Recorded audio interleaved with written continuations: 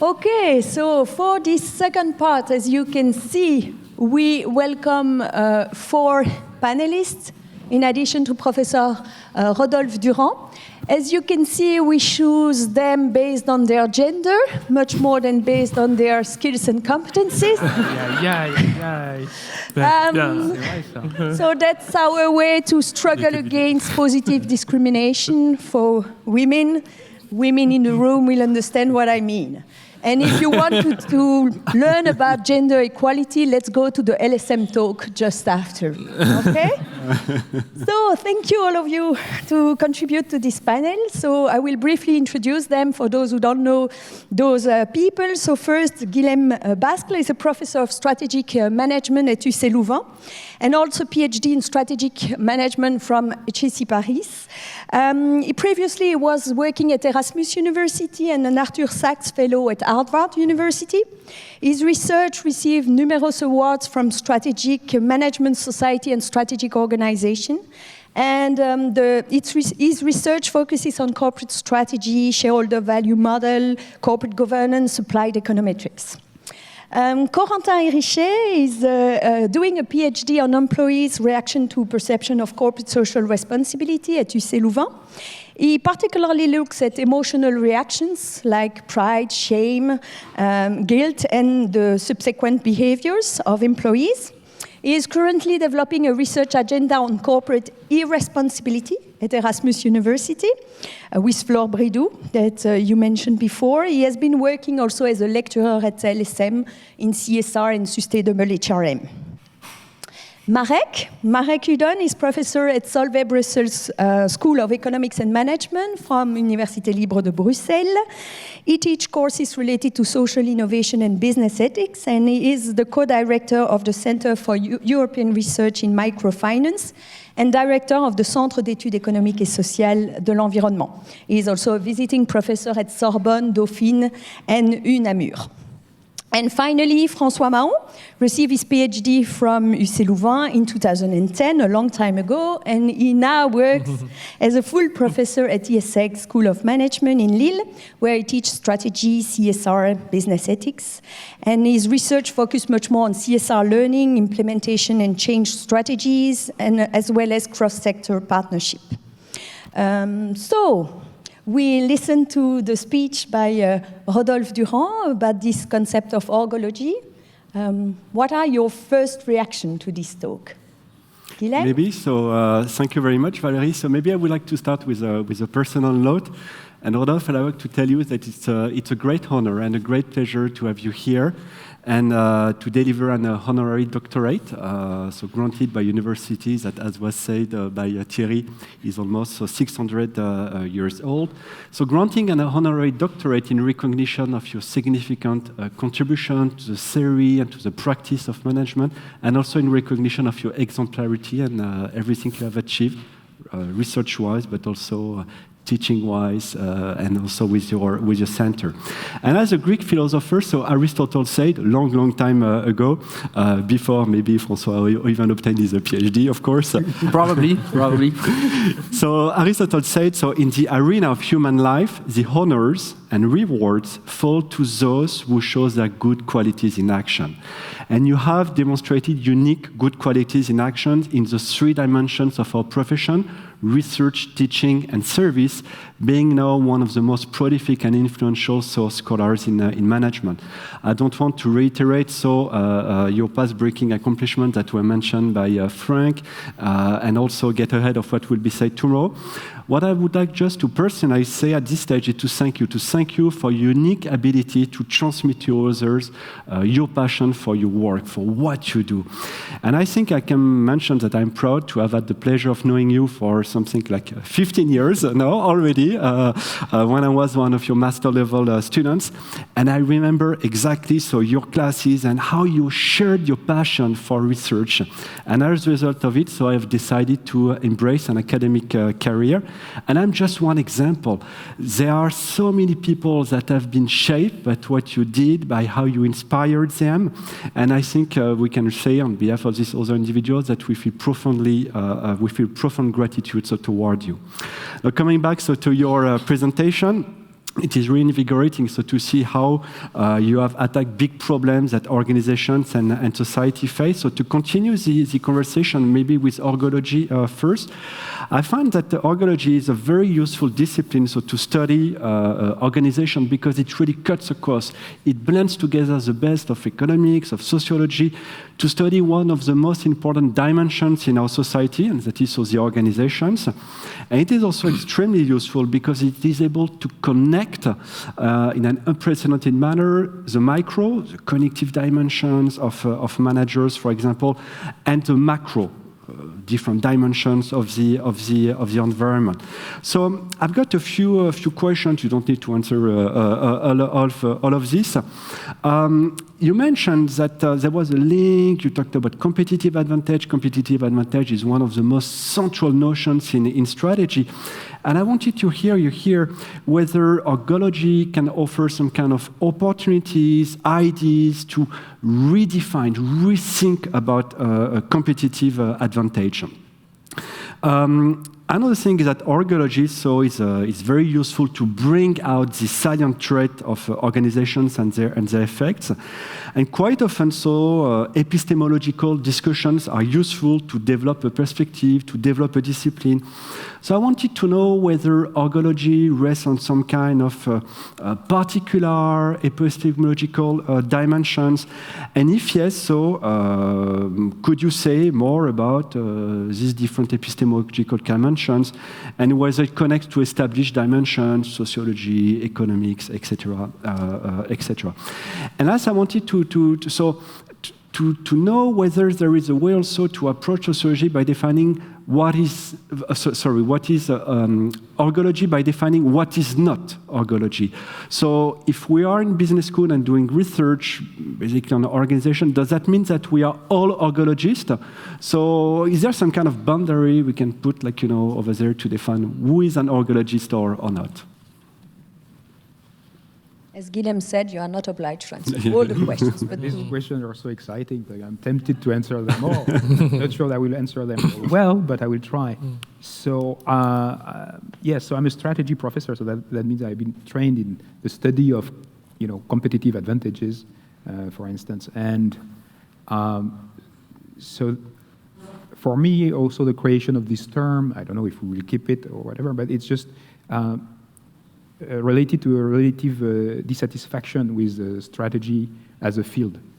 So as an associate editor of the Strategic Management Journal with Bob Grant and Tammy Madsen, we edited in 2017, I think now,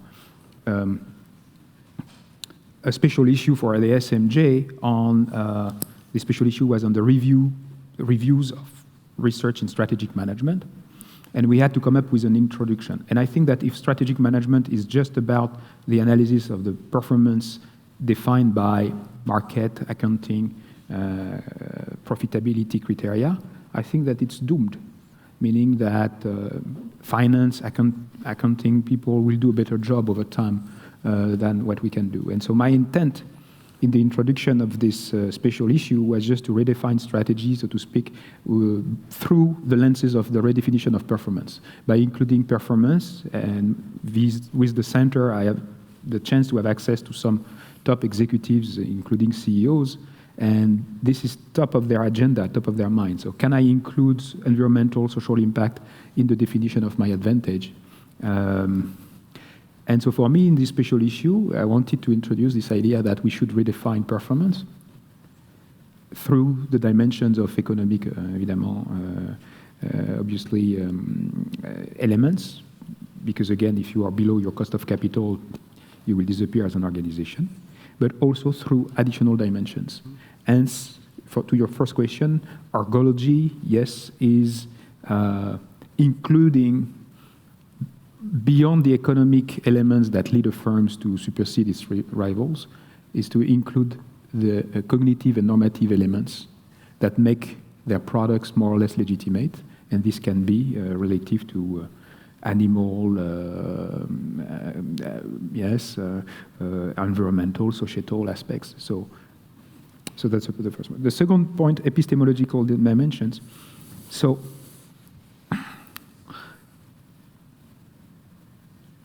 also So one of the first article I got published was an article about competitive advantage. It was a response to an article that was saying that basically competitive advantage is simply a notion, it's a socio-constructive notion that some people talk about and know what they are talking about, meaning consultants, investors, and top managers, and that did not have a real impact in the world. And my response was to say, no, actually, I have a realist or moderate positivist view on competitive advantage. I think that this matter really, and that competitive advantages exist. So I think that, and I try to do that in my research, is always to have dependent variables that are associated with material aspects. So it can be divestments of firms, it can be the number of copies of a movie for the first week of its distribution, it can be the number of recipes that you have changed in your menu.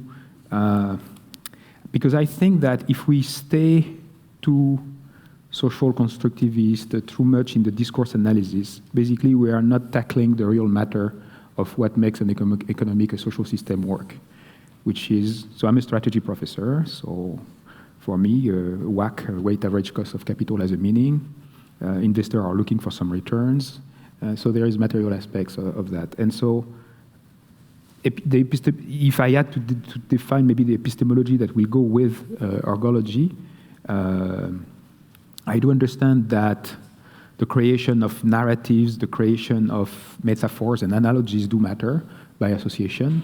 So there was once a question asked to Elon Musk about what was Hyperloop, and he said something like, it's the crossing of ice hockey, high-speed train, and a shuttle. So of course, it doesn't seem to make any sense, but when you know what Hyperloop is, actually say, well, okay, I understand. It's a high-speed train that which limits the friction with a shape of a shuttle, kind of. And so I know that just to anchor ideas, we need this, but you can tell magnifique stories if you do not have the resources and if you are not organized. And so some questions, by what I said, organizations for me are clearly collectives that have resources and that are guided by an objective and that transact with other organizations. And so for me, an organization is a firm, is an NGO, it can be a public organization or hybrid, like microfinance, these elements. But the market is not an organization, the state is not an organization, so there you go. And so for me, I'd like just to study really the best I can, the material aspects of this dimension. And so epistemological field would be more naturally, I would say, moderated positivism, or as some people say, realism, as an epistemology. And what is not ergology, that's also very interesting, because I never asked myself the question, actually, so I need to think more about it.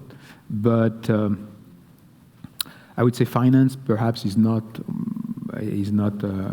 ergology, or to me, you need to have these elements in terms of cognition and norms. So if there is no discussion about the categories that you are, so if there is a dominant paradigm that is so imposing that actually there is no discussion about the categories that you are using, or if the norms are so well established at a point in time in the discipline, so I guess perhaps it does not belong. But I need to think more about it, for sure. But public policy is not ergology, sociology is not ergology. Thank you, Guilherme. Thank you, Rodolphe. So when we discussed about this panel together with Corentin, I think Corentin was a little bit skeptical about this idea of ergology. Maybe you can explain a bit your limitation or limited perspective that you see behind this ergology. Yes, maybe it has to do with the Bourdieusian approach that you were criticizing a bit before. Weeks ago, I was attending a research seminar given by Tima Bensol, and she said that in her last MR paper that we need as scholars to bring in biophysics, to have something that is more actual. And you are telling us that we need to have something that is more, and that's my understanding of it, of course, that is more structured to the study of organizations. But And because we have too narrow perspectives, like you said, that the sociologists, they are describing facts that exist without them. The economy has a too narrow view of organizations. But then, when we tend to study organizations, we don't have the same definition of what is an organization. You said that an organization is composed of people who have resources, but we can think about lawyers who would say that an organization is something that has legal boundaries. We can think maybe as a strategist that an organization is a logo, is a motto of the LSM, for instance, excellence and ethics in business. So we have different views when I think about organization, and that is very interesting because before Valerie asked me to be in the panel, I was looking at normative pressures for my research on responsibility, and I found your work, of course. And what I found in it was not what I was expecting. So we have different approaches because we have different backgrounds, we have different sensitivities about the topic. And what you were telling in your article was, it was English, of course, but it was Chinese for me. Because when I look at organization, I look at how people will perceive certain things. So we are at the individual level. There are people who will study social phenomenon within organization. And so my question would be, if I can summarize, because you already approached the epistemological idea of it, if we have those very rich disciplines such as sociology, which you may disagree, psychology, economy, and so on, and if we are trying to put everyone in a box, maybe it's the domination of a certain paradigm on those paradigms, and maybe we are losing the complexity of those organizations. So my question would be, and maybe it's a bit rhetorical, is the creation of a new discipline, maybe ex nihilo, the conditions to get an even narrower picture of organizations? Thank you. So Tima Bansal has been for me a role model because she created a network for business sustainability, actually a bit at the same time as we created SNO. And at the origin, actually, I was hoping that SNO could be the NBS, let's say, harbor in Europe. So I'm a big fan of her work, and I know that recently she has been willing to include a systemic, as she calls it, a systemic approach of CSR, and I disagree. I disagree, because of course the when you say, I don't know, smart city, when you say climate change, I mean these issues are so big that as a management scholar, how do you engage with the issue? And so you say, hey, why not having a super interdisciplinary gathering in order just to tackle the different issues? But I'm not sure that this is a fruitful area, actually. Maybe I'm wrong. Probably I'm wrong. I think that, well, I'm not a systems or systemics person. I want to see A having an impact on B. I want to be able to put, an intensity on this effect.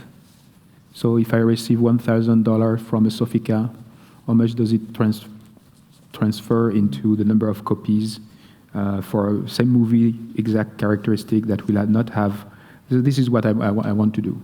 I mean, if it's just to do A that has an effect on B, that has also an effect on A, but that there is another factor C that impacts both at the same time, but also the relationship between A and B, etc. I mean, you're not talking to the right person. I think that this is fuzzy. I think that this does not explain; it describes, and this is not the kind of sport I'm in. So, and I'm not sure that actually it provides clear answers. And I'm being influenced also by my relationship with the CEOs and the top managers that I see in firms, that they want to have a measure of an effect. When you talk with, for instance, a CEO says, how much does it pay to be in Dow Jones Sustainable Index? How much is it worth it?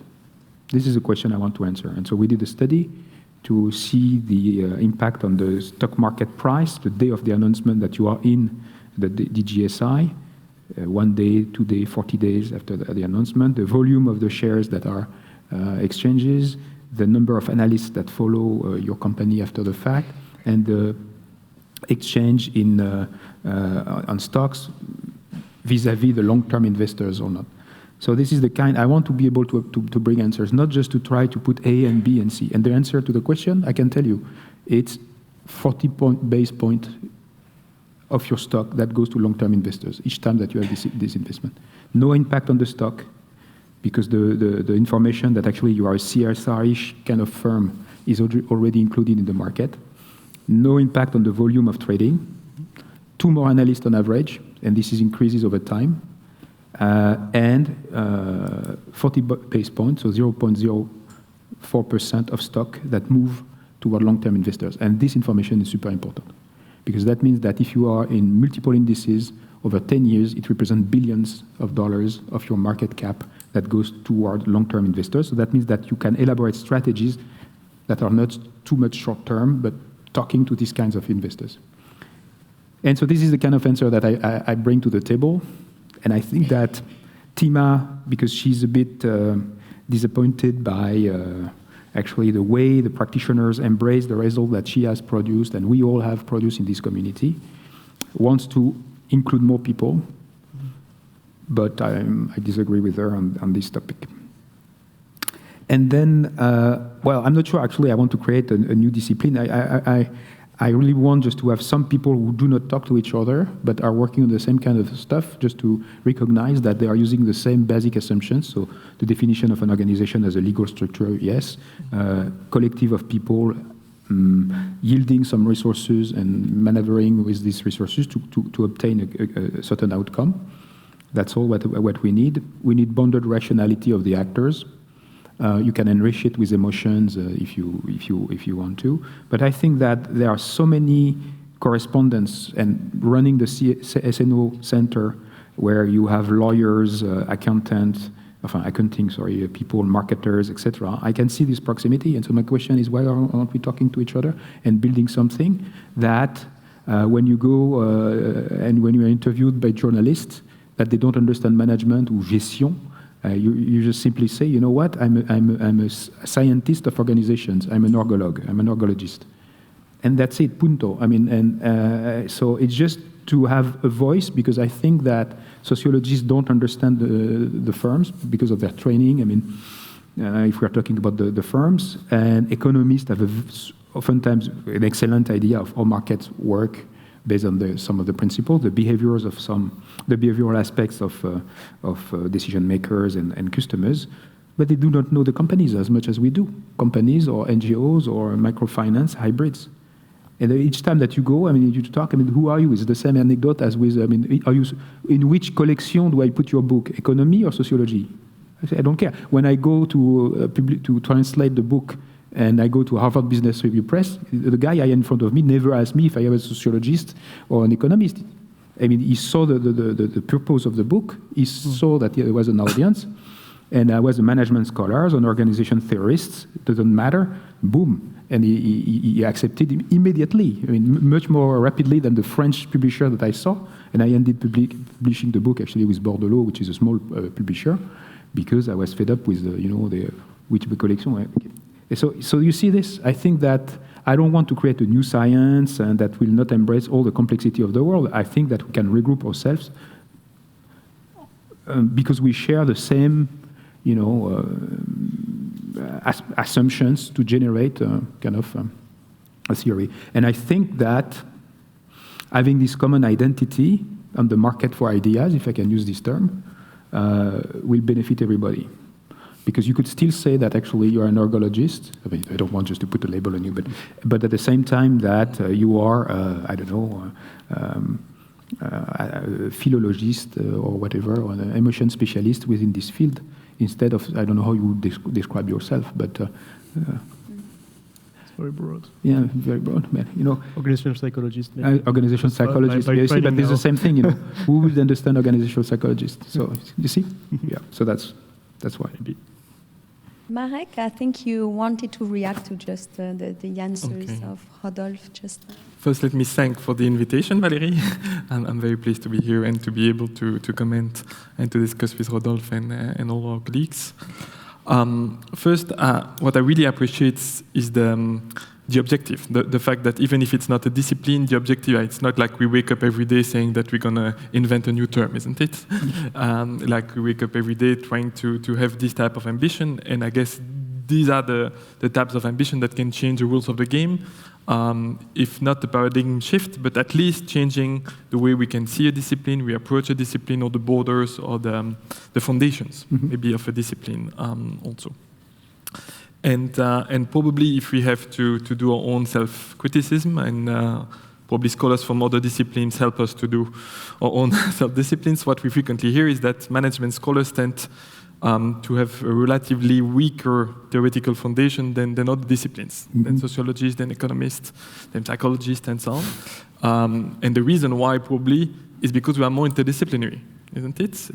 I mean, that's related to Corentin's comment also, is that in fact, if you look at our background, if you look at the training or curriculum in most business schools, in management schools, in fact, there are courses of many disciplines also.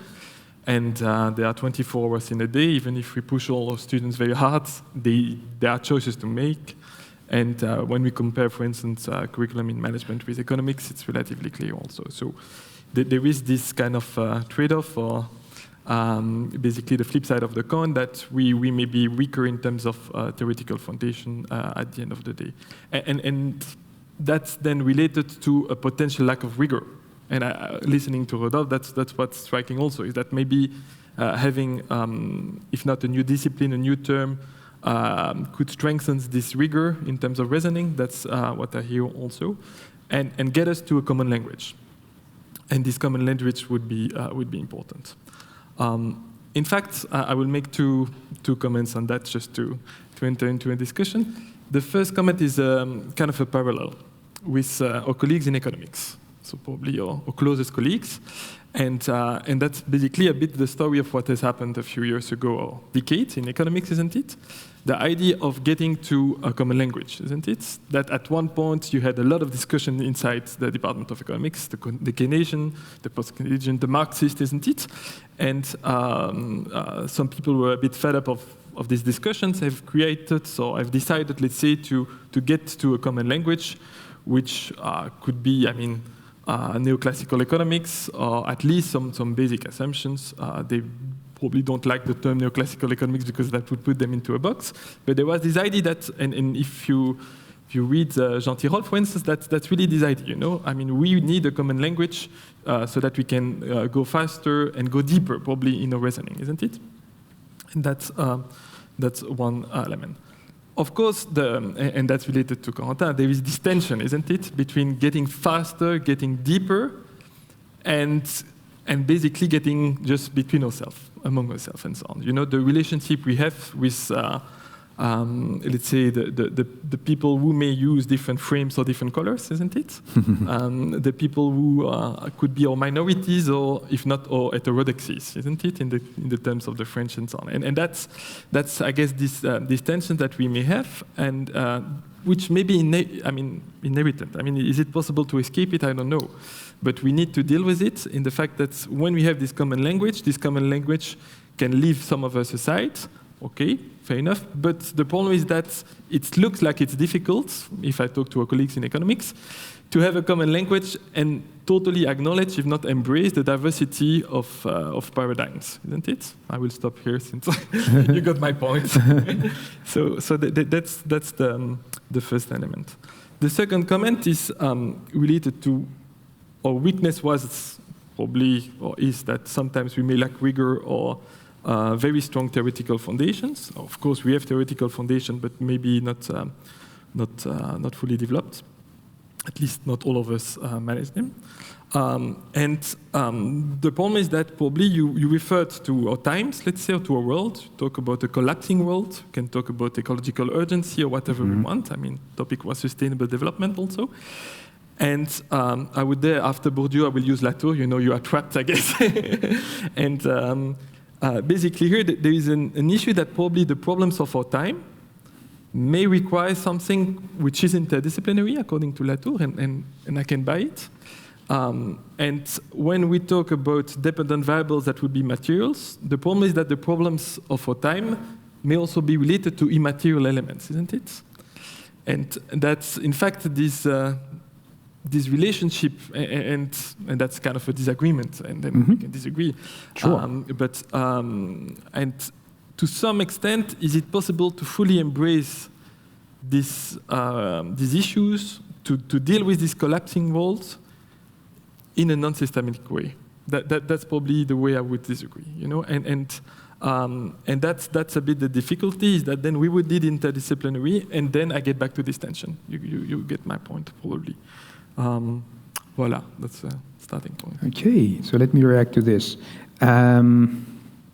I think that I would agree with what you said about maybe the weaker foundations, the lack of rigor.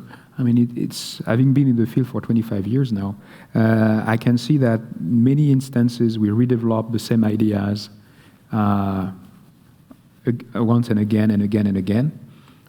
We may apply them at different levels of analysis. So, for instance, discussion about, is diversity producing, better outcomes? So this has been for 25 years, and so you have, at the individual, at the team level, group level, organizational level, board level, so many different organizations in their diversification.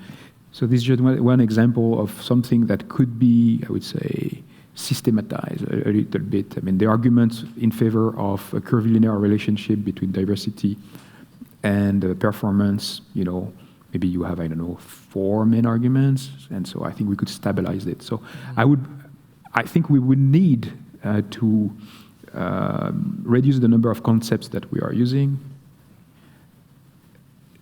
simplify the reasoning for the association between these concepts, and so in a sense to, yes, paradigmatize, this term does not exist, but you understand what I mean, a little bit, 30 years, 40 years of research in our field.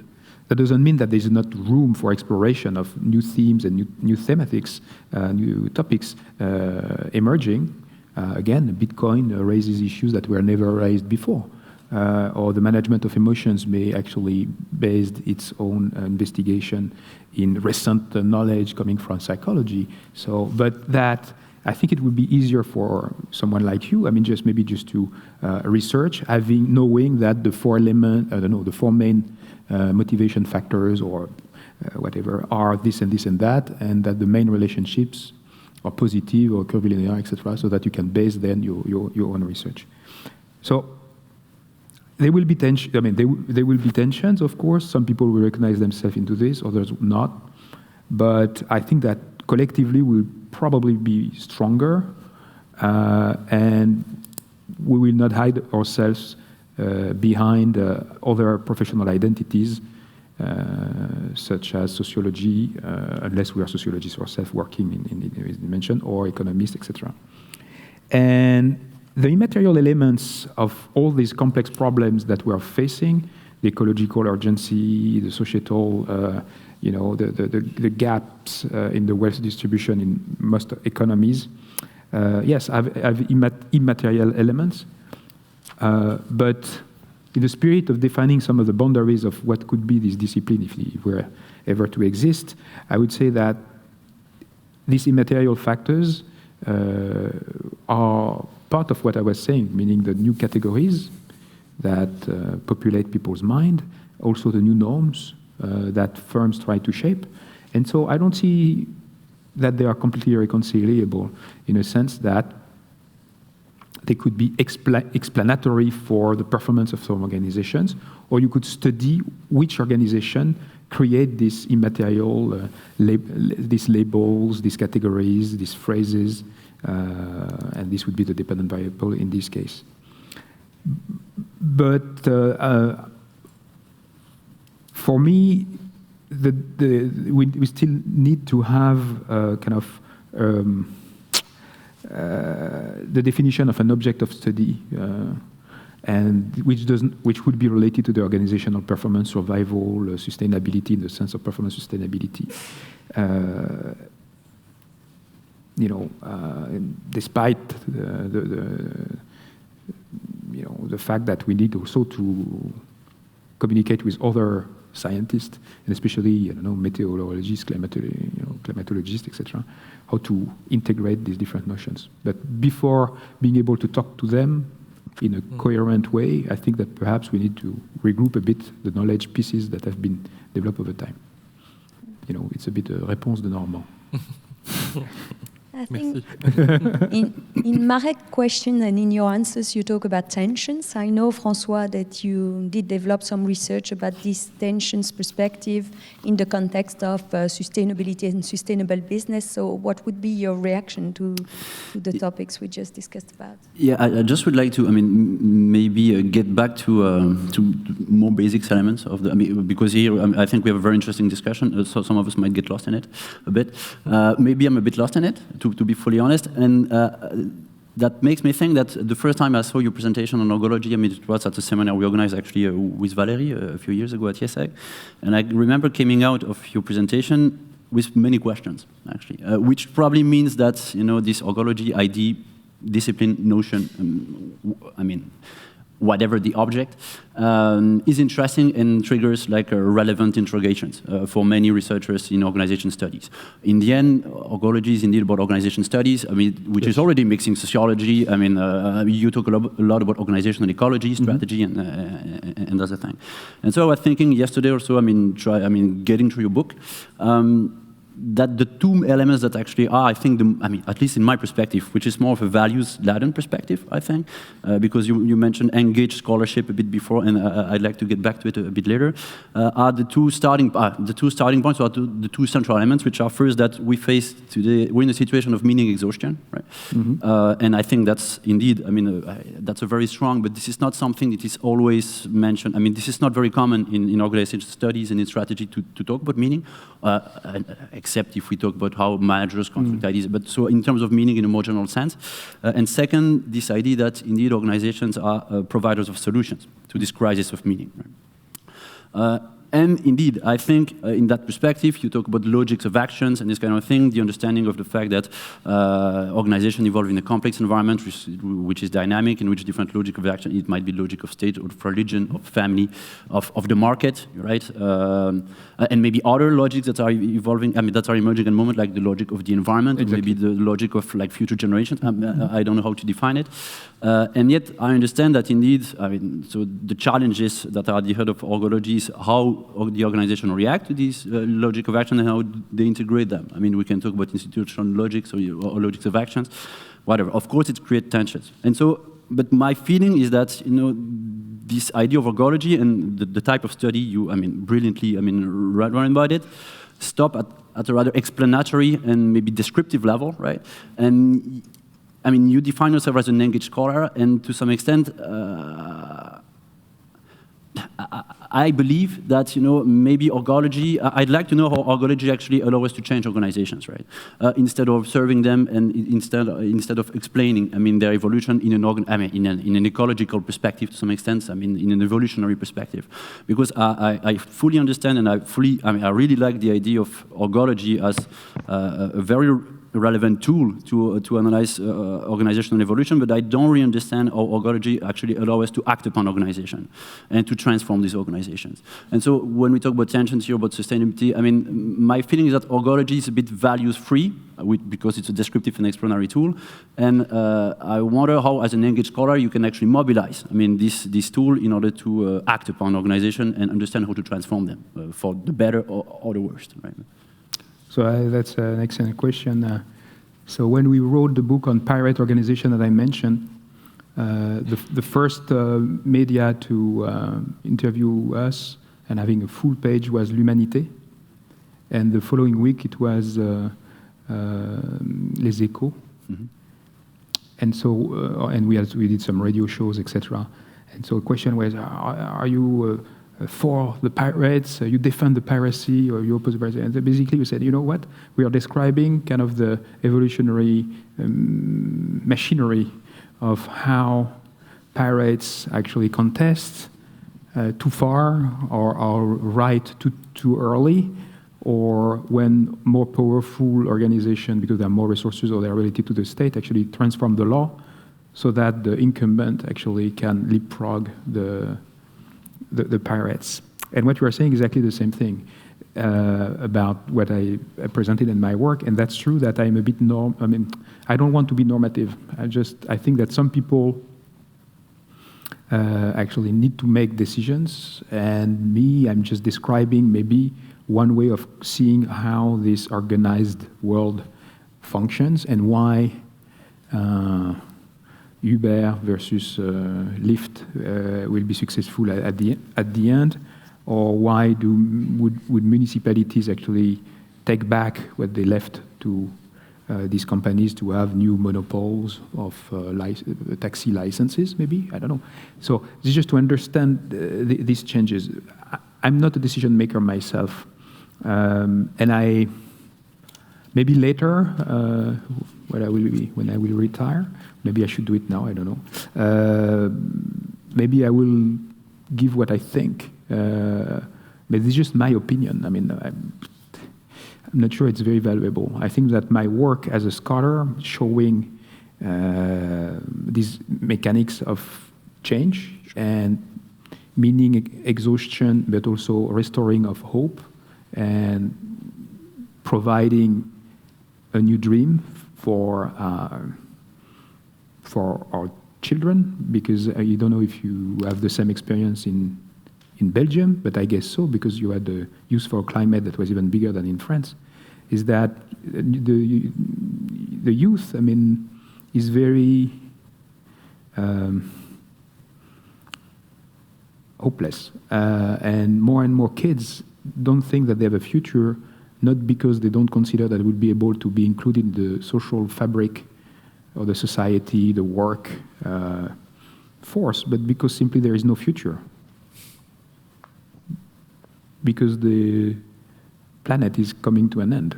And I think this is also, for me, if you contribute to explain how things change, is actually these are not mega trends. Suddenly the consumers don't want to have nouvelle cuisine. Suddenly the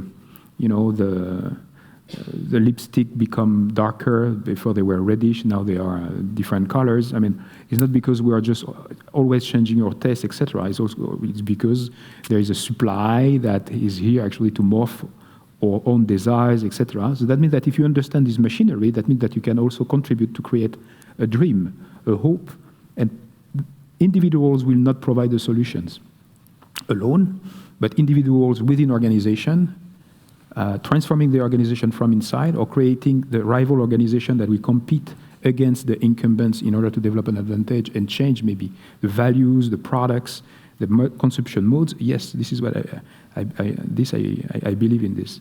So showing the mechanics is a way maybe for others to understand and make a better use of their own engagement and values, to be courageous in not working for the organizations that they don't think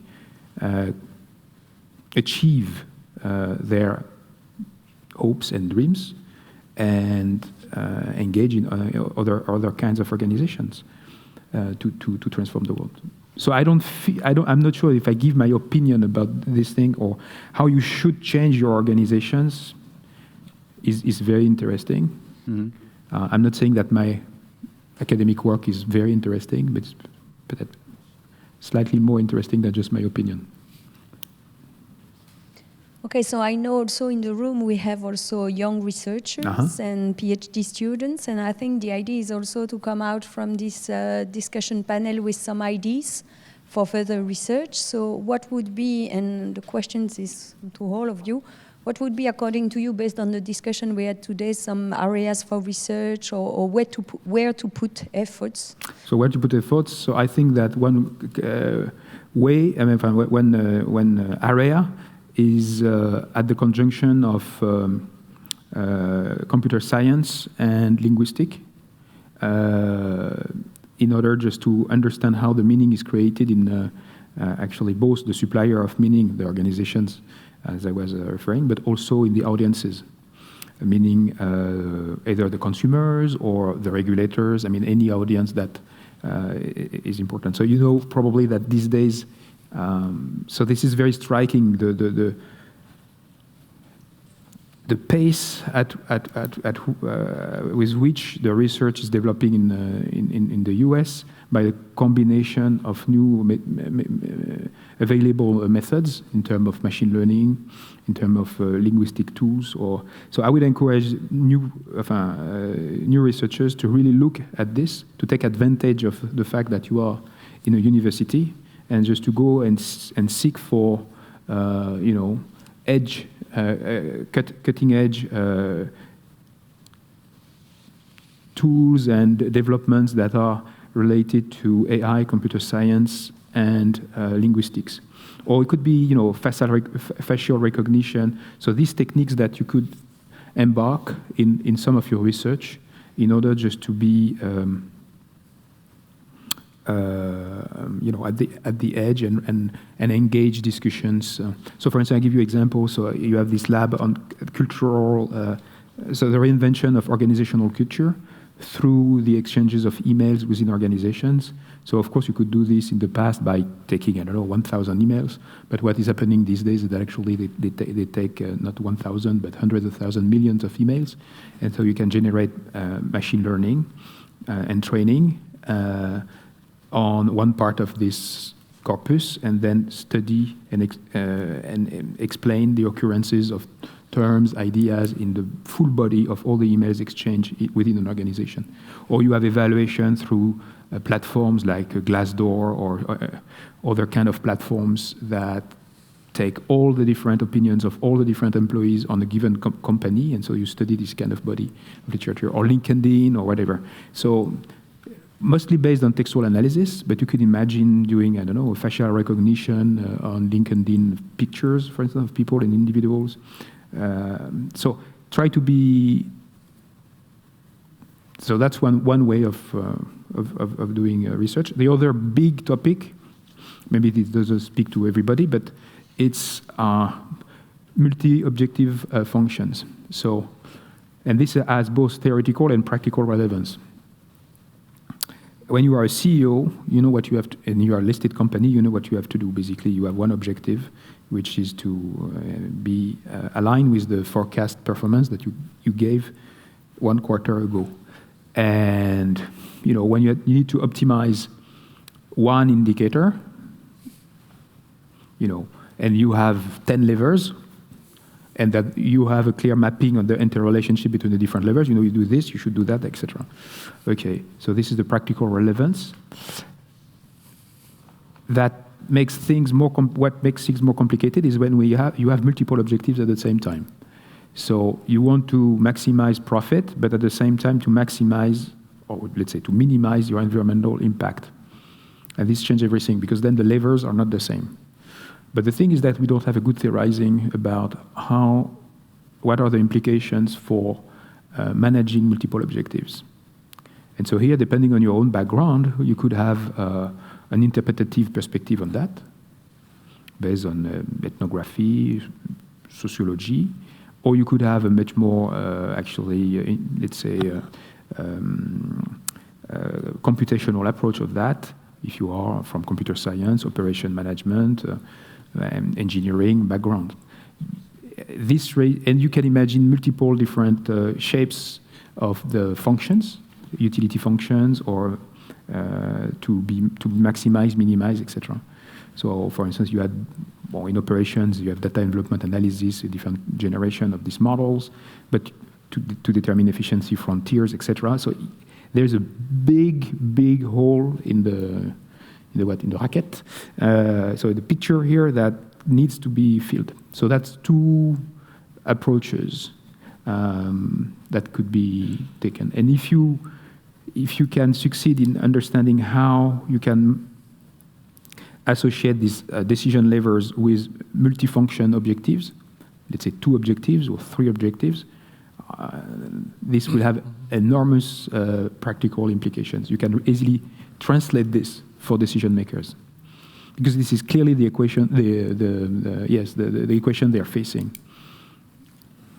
Other ideas from the panel about areas of research connected No, to I mean, this? just connected to this, I mean, I think indeed, and if we combine these multiple goals or multiple objectives, I mean, way of management, I mean, it also basically triggers the emergence of novel types of organizations that we increasingly That's see true, yeah. in the moment. Mixed objectives, yeah. And indeed, meaning also different organizational design, different organizational structures. And Socialization processes, like sure. work And by so I Julie think Batilana. this is, especially if we connect it to sustainable business, this is key, right? If we want to understand how to move towards some other type of capitalism system.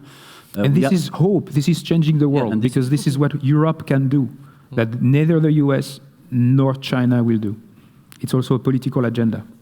Yeah, and Because they are not at all in the same model. They will not change the fiduciary law in the US, or it will take very, very long time. And in China has a completely different model. because those organizations emerge and they struggle a bit quite often. I mean, still at the moment, right? So, I mean, we have good examples, but, I mean, we have to know better about how they can survive. I mean, from a sustainable perspective, from a survival perspective. Right? Yeah. Yeah. And like François, just to build on that, I really believe that, I mean, on multiple objectives, you have a lot of people working that in operations management, for instance, and they have a lot of knowledge that could be applied to organizations. Oh, yes. Co-authorship across, Voilà. I mean, this is very important. But what is really missing is sometimes you have people who are not fully, let's say, acquainted with this organization science. I understand where you come from. 25 years of seeing these papers, I mean, I can imagine. But then if you can ground basically your operation reasoning in organization science or in ecology, let's say that's definitely, I think, fruitful. And I totally agree. Also, I had discussions with once with Julie Batilana and Tyler Wyatt-Wharton also that we need more quantitative papers. There is a need for more quantitative papers in organization science, basically. Definitively look so. for that. Yeah. And certainly that's also an area of collaborations. Talking about A versus B, there is more and more complex methodologies from a management perspective. The economists would say that all this is basically blurred in terms of endogeneity, but there is an issue of going a little bit deeper and working, I guess. We have tools now for tackling a bit the question of endogeneity. We can use different kinds of methods. When I started in this profession, you could be hired by having just a working paper. When I was hired, you needed to have a working paper presented at a conference. Then you needed to, and the methods we were using were pure regression, 1 year survey data. I mean, we have made, in 2 decades, I mean, lots of progress. Maybe you would disagree, but lots of progress. So that means that the limitations of the classical regressions, well. Guilhem, you know this very well. I mean, have been actually acknowledged. So now we are using panel data. We are controlling, so we are using two-stage models. We are controlling as best as we can for selection bias. We have the method for controlling for endogeneity through, we can use matching sampling to have a better identification of the effects, although it does not control completely for endogeneity. But so we can use experiments. So come on, I mean, we let's not be shy. I mean, we do as good a job as economists do through their hyper-refined econometric tools that they have. I think we have enough techniques to approach an identification of the different effects that you are referring to. My point is that it's relatively recent, I think, to see many papers in organization science journals that apply this. Yes. I mean, 10 or 15 years ago, it was not the case. It was not the case, and what was happening then? Yes. No, I totally agree that when you look at the recent AMJ papers, quantitative papers, it's all set. Yeah. So I took more like an historical now. How you have changed the curriculum at DHC, so it's really impressive because there must have been a lot of resistance, and it's really unique, as you talked about with the FT article, because what we see is that you are not adding just a content to a software, if I may say so. You are reprogramming the software, so you are reprogramming at a deep level how students should think, act and lead, in fact, as managers. What do you think are the important skills, the important mindset that students should develop in order to think, act, and lead also in a responsible and sustainable way?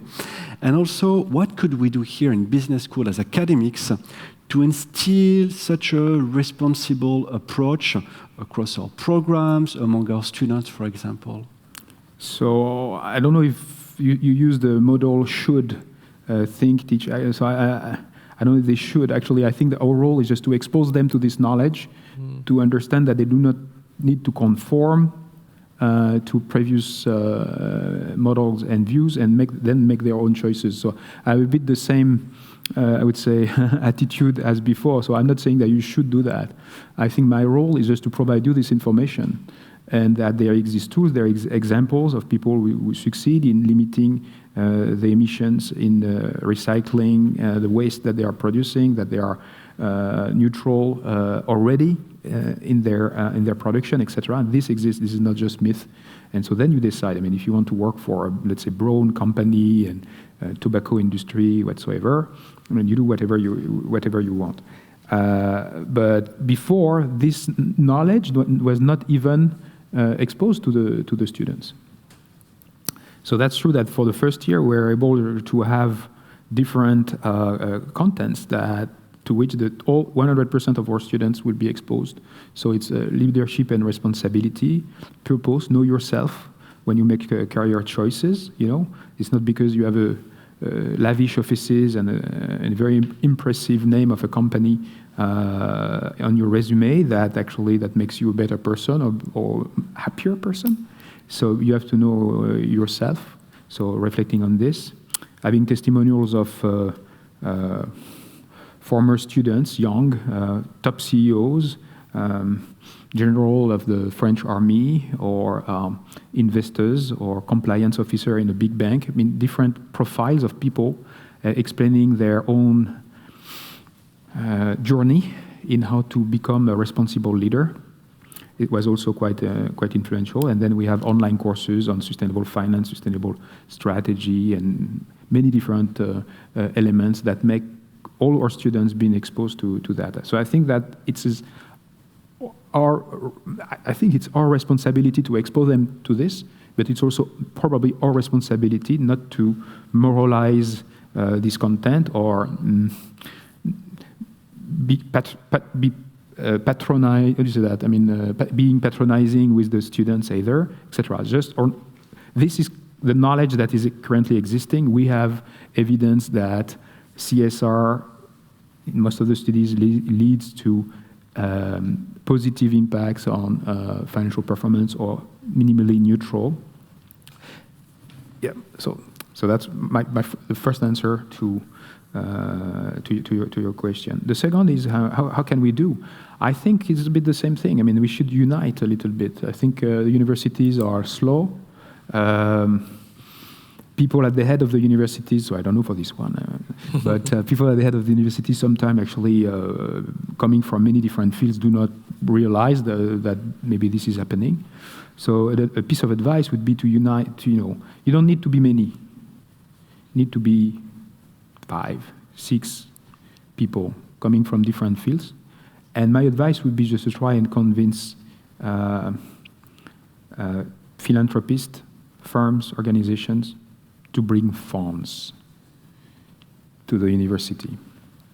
And once you start showing, because I can tell you that in this wide world abroad, lots of people are looking for solutions and they don't find them. And it's easier to talk to a management professor, not to say an archaeologist, to talk to a management professor that can understand what the people have in mind.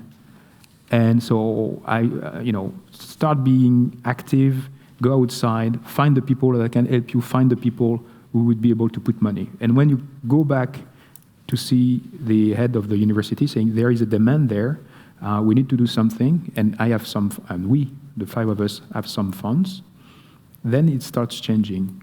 So what has precipitated the change at HEC Paris is a series of 3 factors. The one I'm just describing. The second is the pressure of the students.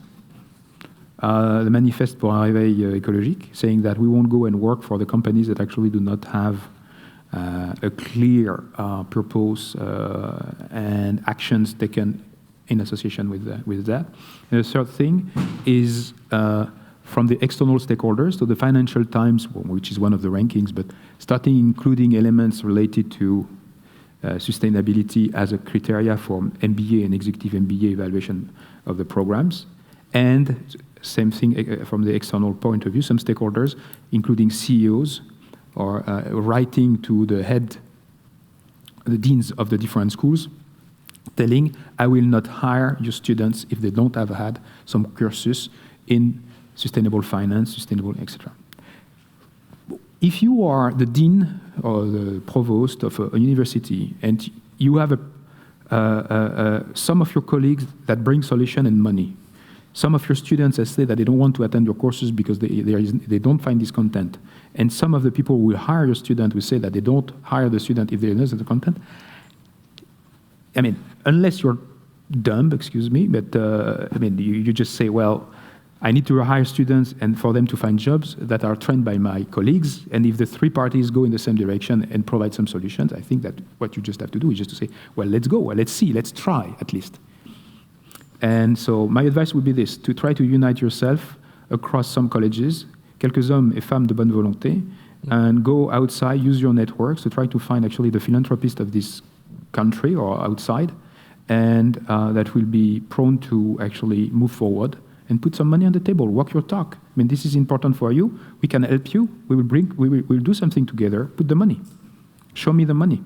And then you can go and do that. So I don't know if it's appropriate to say this in this context, but this is my answer. Okay, I think, François, you want to react? No, just a quick reaction. So, I mean, when you list the change factors, I mean, that means that indeed this kind of consideration should be integrated deeper probably in the programs, just so that students could be exposed to it. I mean, you only mentioned extrinsic factors, right? So it's a market logic, kind of, right?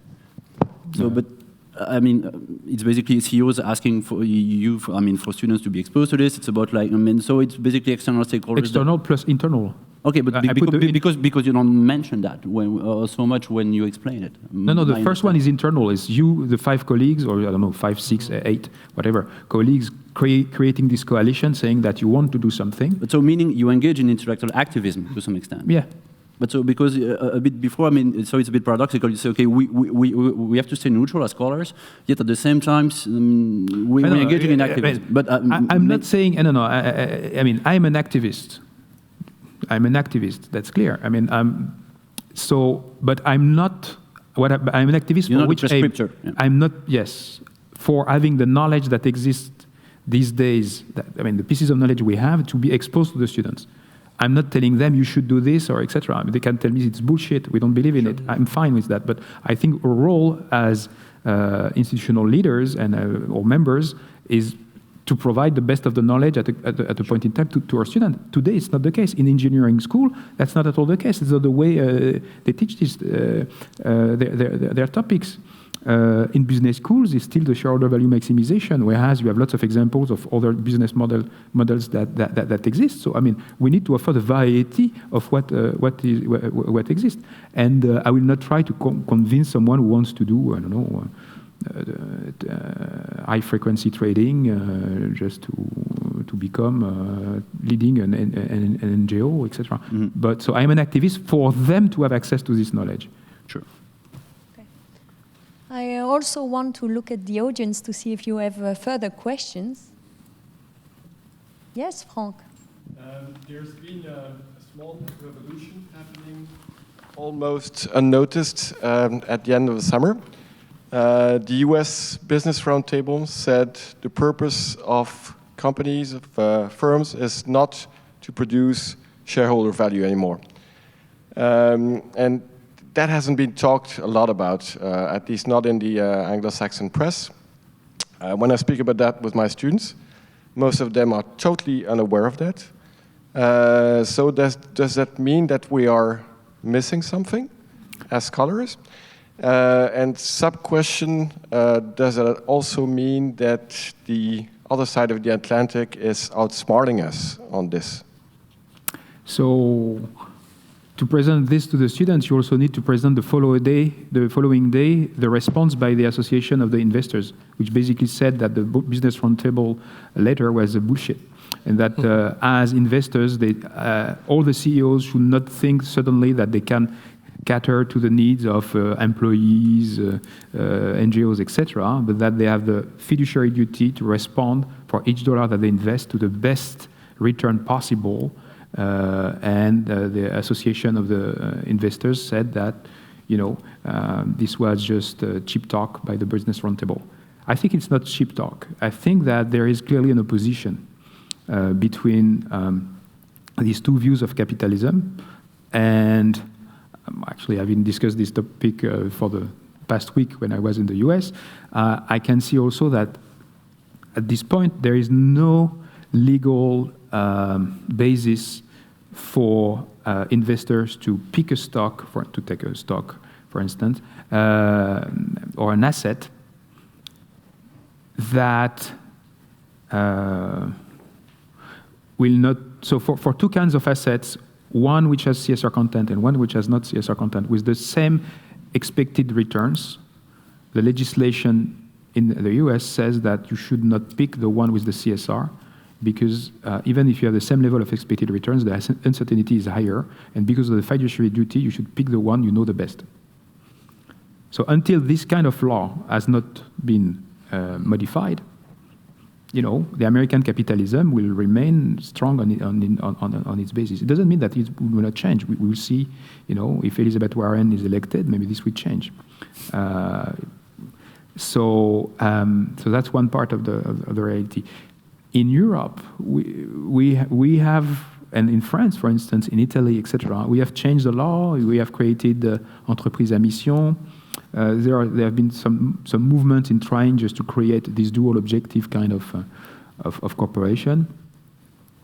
And so I think that we could be also a bit activist vis-à-vis the European Union, just to try to have some directives that will create the possibility for firms to have these dual purposes and not to obey completely the American logic that is engraved in their laws and rules. But there are some movements, I agree with you, and we should pay attention to them, but oppositions as well. Is there any other question in the room?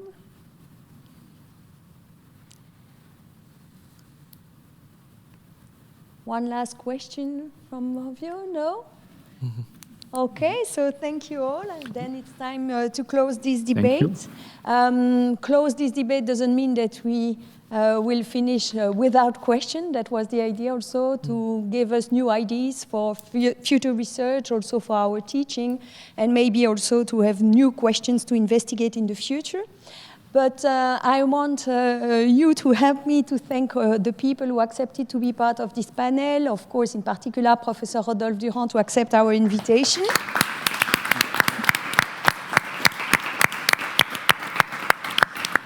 Finally, last but not least, I want to thank the whole administrative team of the LURIM very warmly. And especially Maud Lebrun, who was really the cornerstone for this event. For those who did not know, Maud joined us only last September, so she was really on the last stage of this event, but she did a lot of work on that. And I'm really happy to collaborate with such a great team at LURIM that offers a lot of services for all our members. And I want to thank all of you for your participation to this debate, and I think we can have other events, of course, continuing the discussion about this idea of sustainable business, orgology. Maybe we have to read some more about this topic and to invite again some of the experts there. But I want to thank you all for your participation and your time, and for those who are interested to continue with the LSM event, it is in the Socrate 10 about a gender issue. Thank you.